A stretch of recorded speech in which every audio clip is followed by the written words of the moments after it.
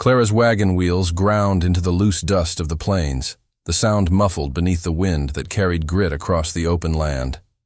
She pulled the wool shawl tighter around her shoulders, the coarse fabric rough against her skin, and adjusted the braid that hung damp at the nape of her neck. The braid was the only semblance of care she could muster after a journey that seemed endless and heavier than the pack she bore. The horizon stretched wide and empty, the sun sinking behind low hills, casting the vast expanse in muted golds and grays. She wondered, not for the first time, whether this stretch of earth had ever held a kind face or a warm hand for anyone like her. The ranch came into view slowly. A cluster of weathered buildings huddled against the rising wind. The wood smelled of old pine and rain-bleached timber, the fences sagging in places but still holding the promise of order. Clara's chest tightened at the sight, at the knowledge that she had been sold here by her own family, labeled as barren and unworthy of care. Every whispered word she had endured, every sharp glance and sigh of disappointment that followed her in the small town she had called home, seemed to press against her ribs as though she carried their scorn like stones. And yet she forced her fingers to unclench from the reins, to breathe through the ache of shame. She could not go back, not now, not ever. Ranch hands emerged from the barn, their faces blank, polite but unwelcoming.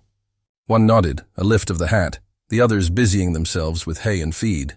They asked no questions, offered no welcome beyond the barest courtesy. Clara dismounted slowly, her boots sinking slightly into the dry dirt, leaving muted prints in the same dust that had accompanied her across the plains. She carried nothing but a small leather satchel, worn and creased, a bundle of clothing, and a notebook that held her private thoughts and fragments of hope. From the porch, Eli leaned against the railing, arms crossed, eyes steady on her approach. The fire inside cast a warm glow against the cabin walls, visible through the window panes, though it could not reach the chill of the evening air. He did not smile. He did not step forward with eager welcome. He merely watched, the quiet weight of his gaze following her, measuring her in a way that made her heart beat faster, yet not with fear. There was no scorn, no curiosity that pried too deep, only reserved attention, and that alone was more than she had expected. Clara found herself hesitating at the threshold, the creaking of the wagon wheels echoing faintly in her ears. The door was solid, its wood thick and marked with time, smelling faintly of soot and pine sap. She inhaled, tasting the dust of the plains on her tongue, and stepped across the threshold. The interior was simple, a living room with a rough-hewn table, a rocking chair that creaked as it swayed gently, and the fireplace where flames licked the blackened logs with a warm, orange light. The scent of strong coffee mingled with the faint smoke, a smell that seemed to anchor her in the present, away from memory's biting edges. She set her satchel down and let herself exhale. Her hands trembled just slightly, the journey, the wind, and the weight of expectation catching up with her all at once. She looked around the cabin, noting the small details. The chipped mug resting beside a kettle, the braided rug frayed at its edges, the marks on the wall that recorded some long-past measure of height. Every object seemed to whisper stories of a life lived quietly, of days measured not by spectacle but by persistence. She wondered what story Eli's eyes held, if they too had marks of grief and endurance. Eli cleared his throat once, the sound soft but deliberate, and spoke. "You'll find the room upstairs," he said. His voice was neither cold nor warm, simply present. Clara nodded, the words strange in her ears, as though she were hearing someone acknowledge her existence without judgment. She had grown used to indifference, to subtle rejection, but his neutrality felt different. It carried a kind of promise, quiet but firm. As she climbed the narrow stairs, the wood groaning beneath her weight, her thoughts drifted again to her family. The faces of her parents, tight-lipped and disappointed, the neighbors' whispers that had followed her since childhood, the word Barren, like a stone lodged in her chest. She traced the braid at her nape with one hand, feeling the dampness dry slowly in the warm air of the cabin. Maybe, just maybe, this place could become more than a transfer of property, more than a declaration of worthlessness. Perhaps here she could exist as herself, unmeasured by her ability to bear children, unjudged for the absence of a gift she had never promised. The bedroom was small but tidy, the bed neatly made with a patchwork quilt, and the window opened to the sweeping plains beyond. Dust motes floated in the fading light, and the wind carried the scent of grass and earth into the room. Clara ran her fingers over the quilt, over the braid of cloth stitched together, and felt a strange echo of possibility.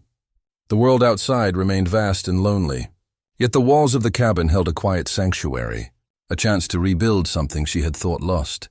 From below, the faint scrape of a chair, a kettle's whistle, the low murmur of Eli's movements, they were reminders that life continued in small, measured steps. And in the quiet between the sounds, Clara felt a flicker of fragile hope, a tentative understanding that her worth might be her own, not the echo of her family's judgment. The wind sighed across the plains, brushing dust against the windows, and she let herself listen to it, to the rhythm of life at this distant ranch, and to the quiet invitation of being seen. The mornings on the ranch were always quiet, the sun stretching thin across the plains before it had the courage to rise fully. Clara rose with it, shaking off the lingering weight of restless sleep. She moved slowly, her fingers tracing the braided handles of her satchel as she prepared for the day. The air smelled of dew and wild grass, a faint hint of smoke from the fireplace still warm from Eli's vigil the night before. He was already outside, the sound of his hammer on the fence posts rising and falling like a steady, unspoken rhythm. She paused at the window, watching the scarred hands of a man who had endured more than he carried on his face, yet bore it all with quiet perseverance. Their interactions were minimal at first. Nodded greetings, the passing of tools, shed silence over breakfast, but the gestures carried meaning deeper than words could express. Eli brewed coffee in the small iron pot over the fire, and the aroma wound through the cabin, curling around her shoulders like a quiet comfort. Clara had not been afforded many comforts in life. She had known only the sharp edges of disappointment and the cold gaze of her family. But here, in the steady cadence of Eli's chores, she felt a sense of continuity she had never known. It was not kindness shouted aloud, nor praise heaped with ceremony. It was the measured constancy of someone who kept living. Even when grief had left him hollow, a storm approached. Though at first, it was only in the smell of the wind and the low, distant rumble that vibrated through the plains. Dark clouds gathered over the horizon, blotting out the gold of the morning. Clara shivered, pulling her shawl tighter around her shoulders, and was reminded of the winters in her childhood home. Her mother's cold disapproval, the unspoken accusations that clung to every word, and her father's silence that roared louder than any anger. All of it pressed against her again, as real as the wind that now tugged at the doors and windows. She traced her braid, the braid she had woven every day since leaving home, a tether to herself amidst the storm. Eli's presence was constant, though he spoke little. When she struggled with the fence posts, he offered a steady hand, guiding her without a word, correcting her stance or the angle of a hammer with patient, deliberate gestures. When the wind drove rain through the cracks in the barn, he handed her a thick wool blanket, draping it across her shoulders with the same calm attention he gave every corner of his land. Clara's lips pressed together, unsure whether to speak, and found she did not need to. The silence itself was a conversation, a lesson in endurance, in care that did not demand anything in return. Inside the cabin, nights were long. The howl of the wind against the roof made her think of wolves and lost things, of the words she had carried alone for years. The lanterns flickered, the flames bending to the drafts that crept in through weathered planks, casting shadows on the walls that seemed alive, dancing with memories. She would sit in the rocking chair, hands wrapped around the mug of coffee or tea Eli had placed for her, and let the quiet settle over her like a slow, steady tide. The room smelled faintly of pine, soot, and worn fabric, a combination that became strangely comforting, a scent that anchored her in the present instead of the echoes of the past. She began to notice the little things about Eli, the way his fingers, rough and scarred from years of labor, worked with precision and care. The way he paused sometimes to watch the horizon, eyes narrowing against the wind, as though reading some message in the clouds. The rhythm of his footsteps, deliberate and measured, moving through the ranch like a man who had learned to live with solitude rather than fight it. Clara realized that grief did not always scream. Sometimes it whispered quietly, and strength could be found in its hush. One evening, as rain tapped against the window panes, she followed Eli into the barn. The storm had grown fierce, and the horses shuffled restlessly in their stalls. He worked in silence, checking their hooves, adjusting their blankets, mending a frayed rope that had already been patched several times before. Clara lifted her hands to help, fumbling awkwardly, but he guided her without impatience, letting her see that mistakes were part of the work, part of living, and not a mark of shame. In that small act, she felt a thread of dignity restored. Perhaps she was not broken after all. Memories of her family's rejection lingered like shadows in the corners of her mind. But in this rhythm of chores and quiet gestures, those shadows began to soften. The storm outside mirrored her internal turbulence, fierce and unrelenting, yet the warmth of the cabin, the steadiness of Eli's presence, and the simple acts of care acted as a counterpoint, teaching her that the world need not be cruel to reflect her value.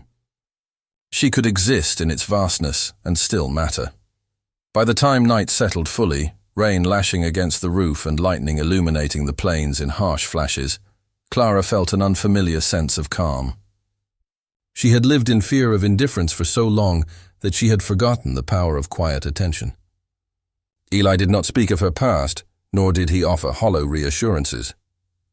He simply allowed her to occupy space, to move and breathe and exist without judgment. And in that, she found the first glimmer of self-worth in years.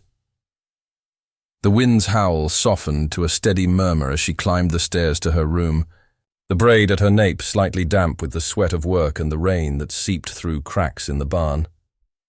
She traced it absent-mindedly, thinking of the hands that had pulled her forward, the hands that had not shouted or scolded, but had merely been there. She realized that dignity, like the land around the ranch, could be rebuilt with patience, with small, deliberate acts, and with presence. And as she lay beneath the patchwork quilt, listening to the storm batter the plains and the faint creak of Eli's rocking chair below, she understood that the past did not have to define her. Shadows would linger, yes, but they could no longer dictate the measure of her life. Here, in this small, quiet ranch, she was allowed to exist, to survive, to begin again, and perhaps, if the wind and time permitted, to be seen, not for what she lacked, but for who she was. The prairie night fell heavy and low, the wind lashing across the plains with a fury that rattled windows and tore at the eaves. Rain fell in sheets, driving dust and the scent of earth into the air, and Clara listened from the cabin as the storm rolled across the open land like a living thing. Lightning split the sky in brief white fire, illuminating the distant hills, and thunder followed, deep and rolling, as if the world itself had shifted in anger or sorrow. She was alone in the kitchen, drying dishes by the flickering firelight, when the sound of hurried hooves and the pounding of water against leather reached her ears. At the edge of the yard, half hidden by the storm, a figure emerged. Stumbling through mud and wind, Clara's heart leapt, and she instinctively reached for the door. Eli was already at her side, his rifle slung loosely across his arm, his eyes narrowing against the rain. The man who appeared through the sheets of water was unlike any she had seen, a native tracker, tall and lean, his face smeared with dirt and blood. One leg faltered under him and he leaned heavily on his staff, his breaths ragged, each one visible in the damp, cold night. "Help," he rasped, his voice barely audible above the storm. "Shelter, please." Eli moved with quiet efficiency, opening the door and ushering the man inside. Clara followed, wrapping a blanket around the stranger's shoulders and noting the small tremors that ran through his body from cold and pain. She guided him to a chair near the hearth, where the flames leapt as though startled by the sudden intrusion of life into their quiet vigil. Blood stained his shirt, seeping through the fabric, and Clara's hands, steady though trembling inside, worked quickly to cleanse and bind his wounds. Eli's eyes never left the room, scanning the doors and windows, his presence protective, yet unobtrusive. The tracker, Nalin. He said his name was, spoke little but in fragments of language and careful gestures. Clara understood enough to tend his injuries. She poured warm tea into a chipped mug and pressed it into his hands, the steam rising in a fragile bridge between them. He accepted it with a nod, his eyes dark and alert, and for a moment the room was silent but for the roar of rain outside and the crackle of the fire.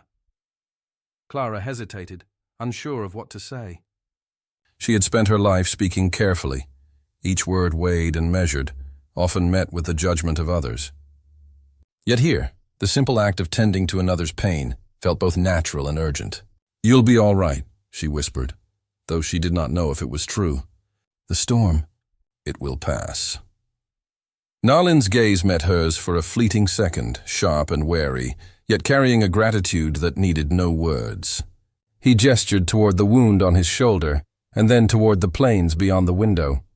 She understood. His life was tied to the land in ways she could not fully know, and yet the storm had brought him here, to this small cabin, to the care of strangers who were, at this moment, his only hope. The firelight painted their faces in warm gold and shadow. Clara noticed how Nalin flinched at sudden movements, how Eli's presence, calm, patient, vigilant, gave a measure of safety without assertion. There was a quiet bond forming in the space between them, a connection that did not require ceremony or explanation. The storm raged on, water streaming down the panes and pounding the roof, but inside, the room held an unexpected refuge. "You are far from home," Clara ventured carefully, her voice soft against the thunder outside. Nalin inclined his head, speaking in words she only half understood, but the meaning was clear. He had been tracking, pursuing, fleeing perhaps, and the storm had driven him into danger. His face, though marked by exhaustion and blood, held a dignity that Clara recognized, the kind that comes from survival and resilience, from enduring the world when it offers little but peril. Eli spoke then, a few measured words, more questions than conversation, and Clara noted how the two men seemed to recognize one another's strength without conflict. There was an understanding in silence, a communion of experience and caution. She realized that courage did not always announce itself with bravado. Sometimes it came quietly, in the steadfastness of presence, in the decision to extend care when danger hovered, in the restraint that allowed trust to grow. Hours passed as the storm raged.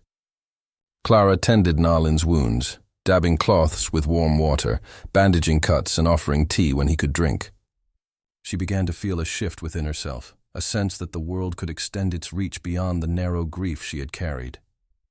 Loss was not contained in a single body or home. It was universal, yet it could be met with kindness, and that kindness need not be grand or verbal. It could exist in the simple act of remaining, of seeing another's suffering, and doing what little one could to ease it. At one point Nalin, his voice a low murmur, gestured toward the braided rope hanging from the rafters, the tools resting on the walls, the marks of human life and labor. Clara understood the gesture as acknowledgement, not of her skill, not of her presence alone, but of her choice to act when action was needed. She felt a swell of cautious pride, not for herself, but for the small agency she held in that moment. The fire crackled, embers dancing like sparks across a darkened sky. Lightning illuminated the cabin intermittently, shadows flickering across faces and walls, and Clara saw clearly that danger and refuge could coexist. The storm outside was cleansing, violent, and relentless, yet inside healing quietly took root. Eli's hands rested near the rifle by the door, a promise of protection, yet he did not interfere, letting Clara act, letting Nalin recover in his own way. By the time the storm's roar softened to a steady drizzle, Nalin sat upright, bandaged and warm, tea in hand. Clara wiped her damp hair from her forehead, the sweat and rain mingling with soot and weariness. For the first time in many days, she felt the weight in her chest lift, replaced by a cautious hope. The world was wider than her grief, and kindness could appear in the unlikeliest forms, even in strangers brought together by storm and necessity. She glanced at Eli, who nodded once, silently approving, and she understood another truth. Strength could be quiet, courage could be measured, and bonds could form in the spaces between words. The storm had brought danger, yes, but it had also brought connection, teaching her that survival was not just enduring, but witnessing, aiding, and allowing another to exist fully in the moment. Clara sat by the fire, watching Nalin drift into a light, exhausted sleep, and she felt the first stirrings of transformation within herself. The plains outside were still soaked, the wind still muttering across hills and fences, but the storm had passed in its own way inside her chest. She understood now that life could offer second chances, that compassion need not be loud to be profound, and that even in the harshest wilderness, there was space for healing and quiet unity. The days settled into a quiet rhythm on the ranch, a slow, deliberate cadence that seemed to mark time itself. Clara rose with the first gray light that filtered through the windows, the plain walls catching the soft glow of dawn. She watched Eli move through the yard, hands scarred and steady, repairing a fence post that had bowed under the weight of the wind. The hammer rang against wood in measured strikes, each one carrying the weight of years, of labor, and of solitude endured without complaint. Clara noticed the lines around his eyes, the set of his shoulders, and the way his movements carried both fatigue and persistence. It was a loneliness she recognized, though she had never seen it so openly expressed, and it drew her attention with a quiet fascination. In the afternoons, she explored the corners of the house that she had not yet noticed. The attic, dust-laden and dim, revealed its secrets in bundles of folded cloth, boxes of old letters and forgotten tools. Beneath a faded blanket she found a wedding dress, yellowed with age but once bright and full of promise. Its lace and satin reminded her of dreams she had long buried, of love she had been told she would never have, of a family she would never raise, of a life that had been taken from her before she could claim it. Clara held the dress carefully, the fabric trembling in her hands, and felt a pang of longing she could not name. The dress became a symbol of hope and loss intertwined, a reminder that life could contain both grief and the possibility of new beginnings. Small gestures began to weave a fragile intimacy between her and Eli. He passed bread to her at the table, handed her a blanket when the wind made the cabin chill, and allowed her to tend the hearth as she wished. Silence stretched comfortably between them, thick with understanding and unspoken communication. The clink of utensils, the crackle of the fire, the faint smell of wood smoke. Each ordinary detail became imbued with significance.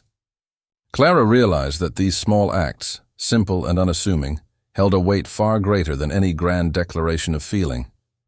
Trust, she saw, was built quietly, in repetition and attentiveness, and she began to understand her own capacity to participate in it. One morning, a neighbor rode up on a chestnut horse, the mud from the plains streaking his boots and trousers. His gaze lingered on Clara for a moment too long before he turned to Eli. "I hear you've taken her in," he said, his tone casual but carrying a sharpened edge of curiosity and judgment. "A woman without children, and a widower to keep her. Folks might talk." Eli did not raise his voice, nor did he reply with irritation. Instead, he stood straighter, the sunlight catching the worn brim of his hat, and spoke with a calm authority that brooked no argument. "She's here because she belongs here, and that is all that matters," he said simply. There was no need for explanation, no need to defend her worth to those who would never understand. His certainty carried a quiet moral gravity, an unspoken declaration that love and loyalty were stronger than gossip and societal expectation. The neighbor shifted uncomfortably, nodded, and rode away, leaving the ranch and its silence intact. The afternoon passed with the usual chores, yet Clara felt a subtle shift in the air. The weight of outside judgment had passed over them, and what remained was a space carved from shared labor and quiet attention. She helped Eli repair the roof tiles, her hands brushing against his as they lifted a plank into place, and the contact was gentle but electric, a reminder that intimacy could exist without words, that understanding could be silent yet complete. That evening, she wandered back to the attic, the wedding dress still folded in her arms. She ran her fingers along the lace, imagining a future she had never believed could exist for her. The thought was both frightening and exhilarating, to be seen, not as a woman defined by loss, but as a person capable of being loved on her own terms. She thought of Eli, of the quiet steadiness in his gaze, and she felt the beginnings of trust bloom like fragile green shoots through dry soil. Dinner passed in near silence, the firelight catching the soft angles of their faces, the shadows dancing across the walls. Clara stirred the stew gently, careful not to spill, while Eli carved meat with deliberate precision. Each movement, each glance was measured, but neither felt constrained by it. They existed together in the same space without speaking of love. Yet the absence of words was not emptiness, it was a canvas, waiting for the shape of understanding to fill it. Later, as the wind rattled the shutters and the night pressed close around the cabin, Clara found herself sitting in the rocking chair by the fire. She traced the quilt with her fingertips, the pattern worn but strong, the fabric holding stories of warmth and endurance. Eli sat across from her, his rifle resting nearby, a quiet sentinel. She realized that safety was not merely the absence of danger. It was the presence of someone who remained without demand, someone who offered steadiness in the face of life's uncertainties. The shadows on the walls seemed to echo her thoughts, dancing like ghosts of the past, yet there was no fear. The storm outside had passed during the day, leaving only the gentle sigh of wind through the cracks in the cabin. Clara felt the first deep sense of belonging she had known in years. Dignity, she understood, could be reclaimed through small acts, deliberate and kind. Love did not need to announce itself with words. It could be quiet, steadfast and resolute, strong enough to stand against judgment and history alike. By the time she rose to retire for the night, she held the wedding dress close to her chest, imagining a life stitched from new hope rather than old sorrow. Eli's presence was near, calm and unobtrusive, and the cabin seemed a sanctuary against the vast, uncaring plains outside. Clara breathed deeply, the weight in her chest lighter than it had been in years. She understood that the tension beneath the roof, the quiet, slow-burning awareness of each other, was not a threat, but a promise. A promise that, through patience and shared moments, they could create something enduring, something that could survive gossip, loss, and the shadow of past disappointment. And in that quiet night, the firelight flickering across their faces, Clara allowed herself to hope that love could be measured not by what one gives or takes, but by the constancy of care, the willingness to remain, and the courage to see another fully without judgment. The ranch, once simply a destination imposed upon her, had begun to feel like home. The afternoon sun, bright and deceptively calm, did little to warn of the danger approaching across the plains. Smoke drifted along the horizon, thin at first, curling like phantom fingers over the tall grasses. Clara noticed it while tending the small garden patch near the barn, the scent of charred earth already faint but unmistakable. Eli appeared beside her without sound, his gaze following hers. He did not speak immediately. Instead, he measured the wind, squinted at the distant smoke, and then nodded once. The world held its breath, and they moved with silent urgency, the quiet rhythm of the ranch replaced by the pounding of adrenaline. By the time the fire reached the edges of the property, the wind had shifted, gusts carrying sparks that caught on dry grass and old wooden fences. Clara's shawl whipped around her shoulders, the smell of smoke thick in her nostrils, and she realized how fragile the thin line between safety and destruction could be. Eli handed her a bucket and gestured toward the barn, where embers clung stubbornly to the dry siding. Their movements were coordinated, almost wordless, heaving, throwing, dousing flames, shoving wet blankets over the worst of the fire. Each strike, each pour of water was an unspoken testament to endurance, to the necessity of acting together in the face of peril. The fire's heat pressed against them, and embers danced like fleeting memories across the darkened sky. Clara's eyes met Eli's once, the reflection of flames mirrored in his steady gaze. She saw not only danger, but restraint and courage, an awareness of responsibility tempered by compassion. His actions were precise, deliberate. He did not allow fear to dictate them, nor did he demand her heroism. In the midst of chaos, she realized that protection could be an act of love without expectation, that courage was often quiet and steady rather than grand or demonstrative. The horses were corralled in haste, their panic rising with the smoke, and Clara helped guide them, murmuring softly. The warmth of her breath, and the firmness of her hands offering reassurance. Eli stayed near, lifting planks and clearing brush, his presence a constant counterweight to the inferno. They worked side by side until night fell, and the fire, exhausted by their efforts and the shift of the wind, began to retreat. The land smelled of burnt grass and ash, a bitter scent that clung to their skin and clothing, marking them as survivors of a trial that tested both skill and endurance. When the flames finally subsided, leaving blackened soil and scorched fences in their wake, Clara and Eli stood side by side, breathing in the smoky air. Their hands were blistered and streaked with soot, their clothes damp with sweat and rain, yet there was a quiet triumph in their shared effort. They did not speak immediately. Words would have been superfluous. The fire had passed, but its lessons remained. They had confronted danger together and emerged intact, bonded not by declarations but by shared labor and mutual reliance. As night settled, they returned to the cabin, dragging wet blankets and soot-stained tools behind them. The hearth had been rekindled, embers glowing faintly, casting flickering shadows across the walls. Clara knelt near the fire, her hands warming over the heat, and glanced up at Eli. He placed a cup of tea in her hands, the steam rising like a promise, and she realized that the gestures of care, repeated in small and quiet ways, could carry the weight of love without the need for grand words. The firelight highlighted the lines of his face, the curve of his jaw, the depth in his eyes that spoke of grief endured and strength regained. Clara felt her chest tighten, the familiar pulse of longing rising in tandem with respect and admiration. She understood that the bond forming between them was not born of convenience or pity, but of shared trial, trust, and the recognition of each other's resilience. Love, she realized, could be earned through presence, through patience, through the willingness to remain in the storm, literal and metaphorical, without retreat. Eli, for his part, observed Clara with a gaze softened by the day's events. He had faced danger before, had carried grief and solitude for years, and yet the clarity of this shared survival struck him. She was not here for appearances or utility. She was present in her own right, strong and steadfast in ways that words could not capture.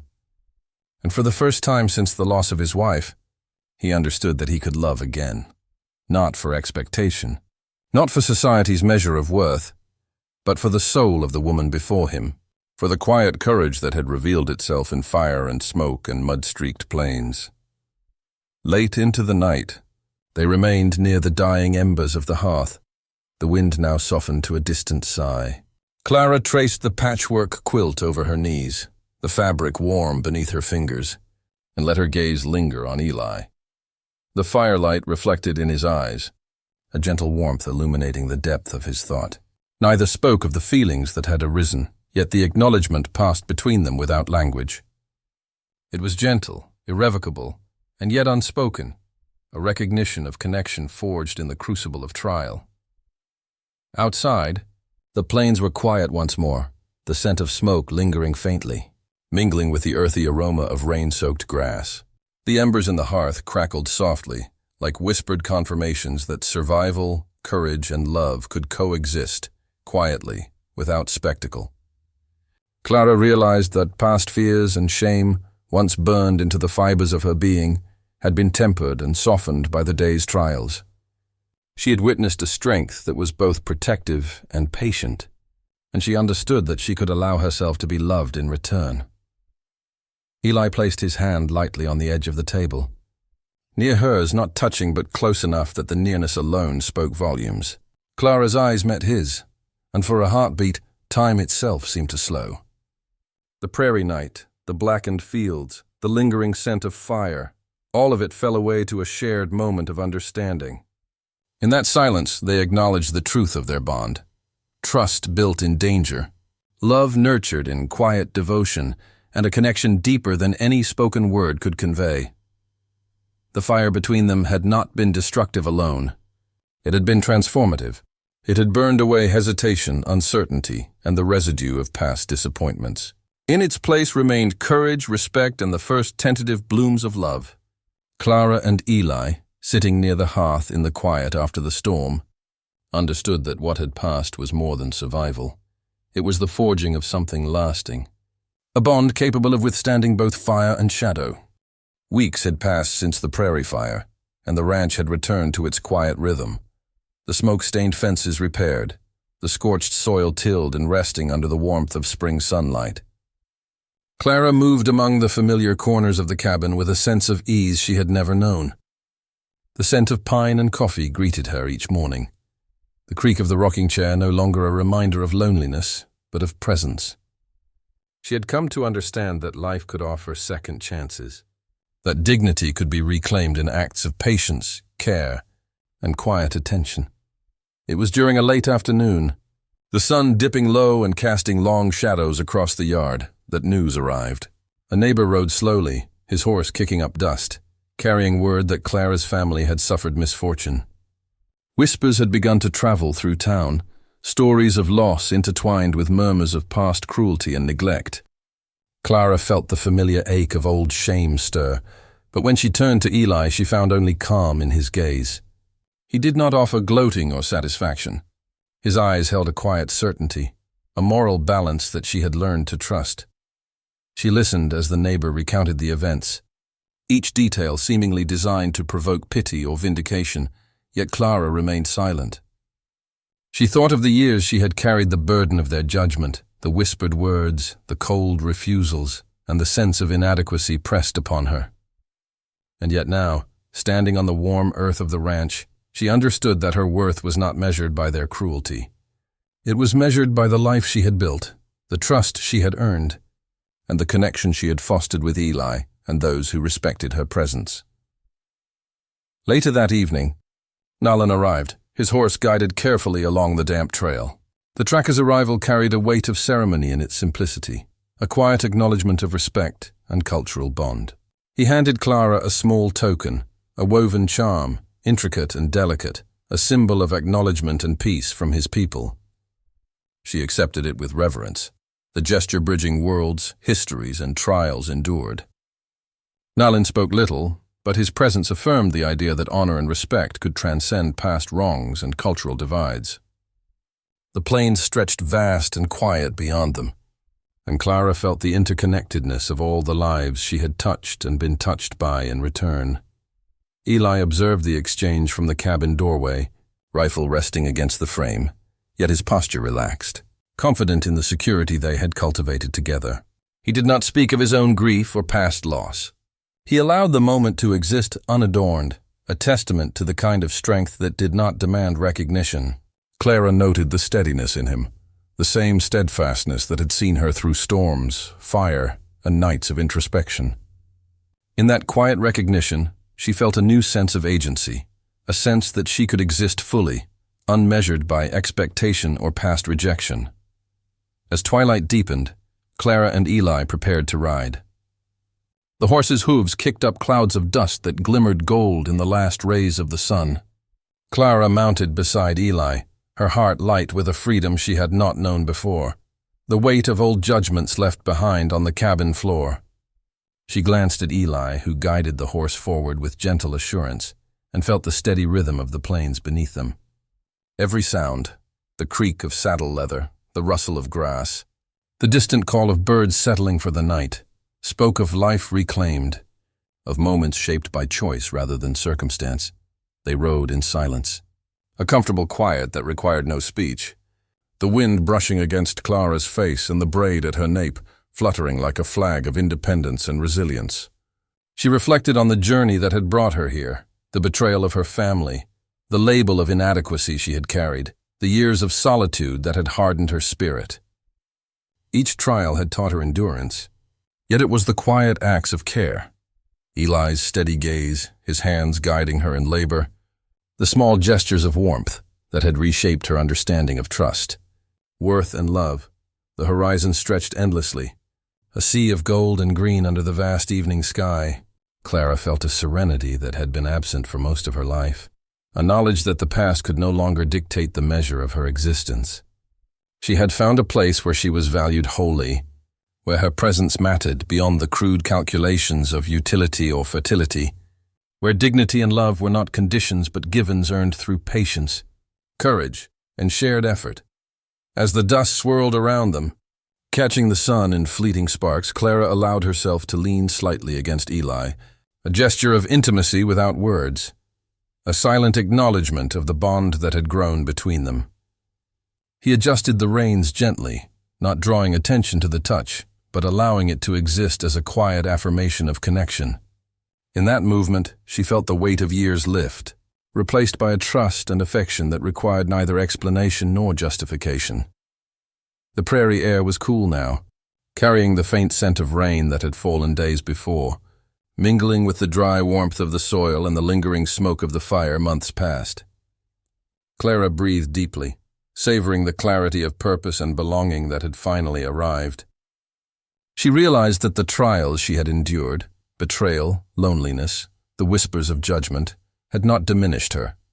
They had merely shaped the contours of her resilience, leaving space for love, respect, and moral certainty to fill. By the time they reached the farthest fence line, the sun had dipped below the horizon, leaving a soft violet glow in its wake. Eli guided the horse in a slow circle, the rhythm of its steps echoing the constancy he had shown her throughout their time together. Clara felt the significance of the moment.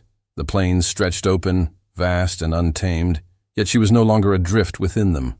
She had a place, a partner, and a life rebuilt not from expectation but from trust, loyalty and shared courage. At last, they turned toward the cabin, dust still rising in their wake, the evening sun casting long golden shadows across the land. Clara's hand brushed briefly against the hilt of Eli's saddle, a gesture of connection, gratitude, and unspoken love. She understood that the past, though ever present in memory, no longer dictated the measure of her life. She was seen, respected, and cherished for herself, and the plains, wide and infinite, now felt like a home she had earned through endurance, patience, and quiet courage. The ride carried them across the last stretch of open land before the cabin, the horizon stretching endlessly ahead. Clara's heart swelled with a sense of freedom and belonging she had never imagined possible. With Eli guiding their path, the world seemed steady, kind, and fair. The wind lifted the braid at her nape, carrying the scent of grass, smoke, and dust, and she allowed herself to smile, finally certain that she had found a life rooted not in rejection, but in loyalty, quiet protection, and love without condition.